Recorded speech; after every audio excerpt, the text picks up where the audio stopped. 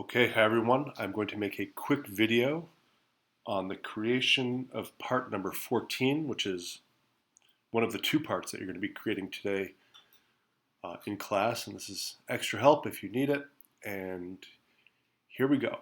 Okay, so first of all, part 14 is from these isometric drawing examples. Like I did the other day, I'm going to go in and I'm going to snapshot it just so I have it right on my desktop and it's easy to look at. Okay, so I've taken a quick little screenshot. I'm going to put it on the right screen here, and I'm going to go back to where I just was.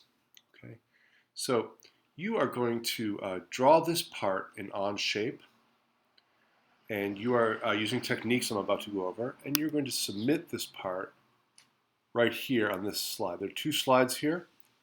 You'll do part 14 will go right here on this slide, and part 19 will go on the second slide. Part 14, we're going to use an additive extrusion to add a feature, and part 19, we are going to remove material with an extractive extrusion and making sure everything is centered properly. Okay, so I'm just going to do part 14 right now, and I'm going back to Schoology, and so go to OnPoint, no, not OnPoint, go to Onshape and open it up and create a new document. I'm just going to name this one part 14. Part 14. I hit OK, and it creates my workspace. Now, just like the other day, just like any sketch you have to start your sketch by pressing Sketch. Choose the plane you're going to draw on, and then hide the planes because they're hard to work on. It's hard to work with all that visual noise in place. Okay, so I like to look down on my workspace. I'm going to look down from the top. And part 14 is right here. And sorry, I'm using dual screens here. It popped up over on the other screen. There it is, part 14. And so part 14 is, I'm going to draw this shape first. This shape right here that I'm outlining. I'm going to draw that face. I'm going to extrude it to the third dimension. And then I'm going to add this feature afterwards. Okay? So let's try that. It's just two wide, two high, one over, one up, one over, and three down. Okay, so I'm going to choose my line tool, and I'm going to go two over. Again, I'm not going to struggle too much with trying to hit it on the two. I'm going to click it once. I'm going to hit the number 2, enter, and it's suddenly 2 inches long for me. Right? I'm looking at my part. A little bit out of view there. I'm looking at my part, and I now go 2 up. So I make sure that it's vertical. I click the mouse once, and I hit the number 2, and enter, and it makes that 2 inches. I'm going to go in 1 inch, get close-ish, hit the 1, enter.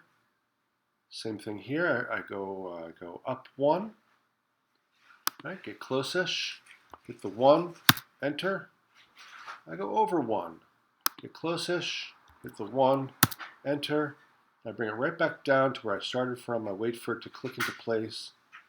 I click it once, and there's my sketch. I finish my sketch by pressing the green arrow. And again, you'll notice that what I have is a 2D picture of the face of this thing, but it's only 2D. It's got no depth. We're going to add depth by choosing our part, one click. It turns orange. I go to the extrude button, and it looks like my part is three units wide. I'm calling these inches.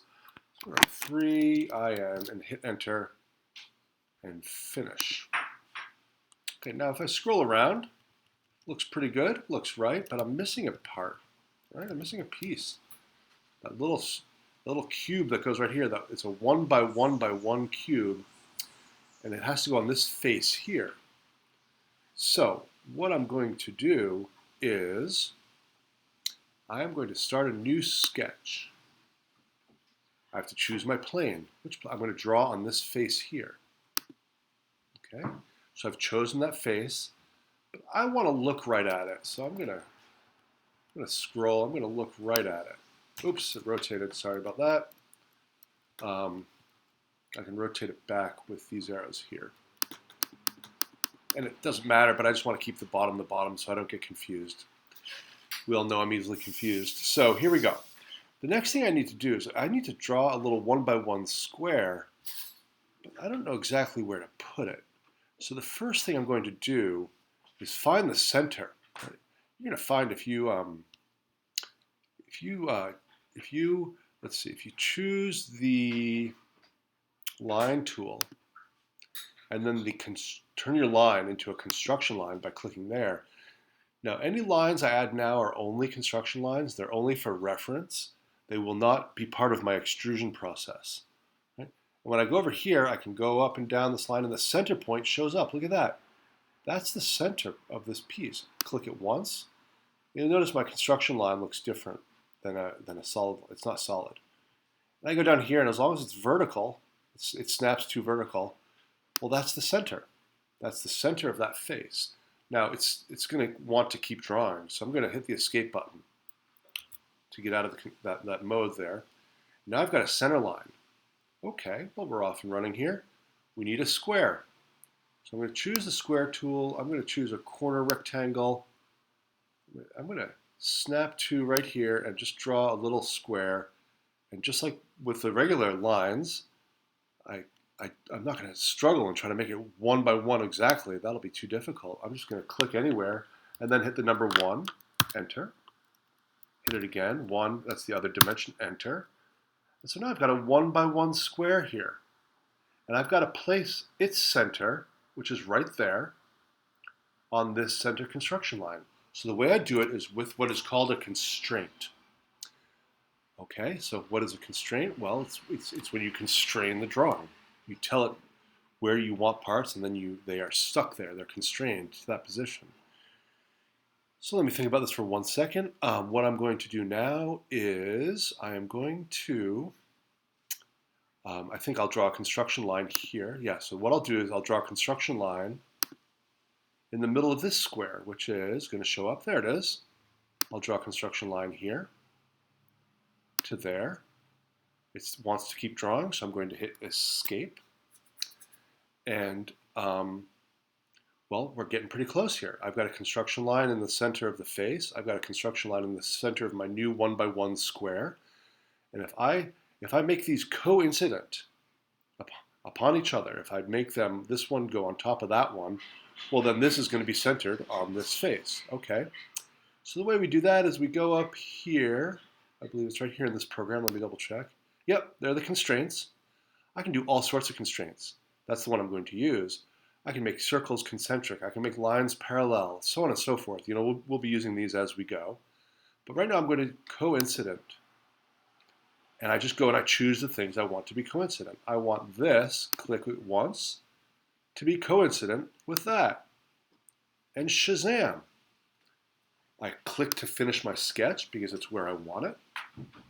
And I click, let's see, now I want to extrude it because again, it is not a feature yet, it's a drawing on the face.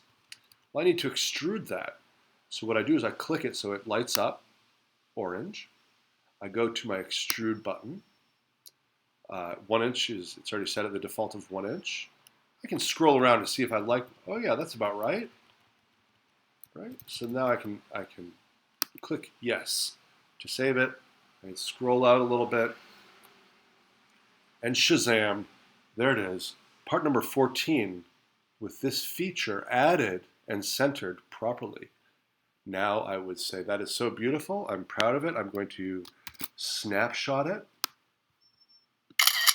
and I'm going to put that snapshot that I just took.